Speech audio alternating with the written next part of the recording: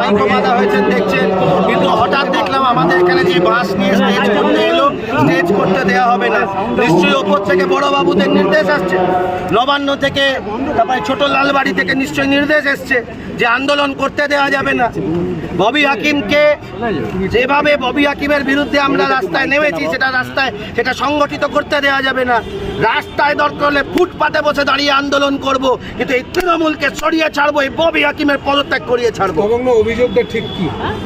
আরে উনি যে ভাষায় আমাদের ধর্মকে, অন্য ধর্মকে আক্রমণ করছেন, এটা হতে পারে না।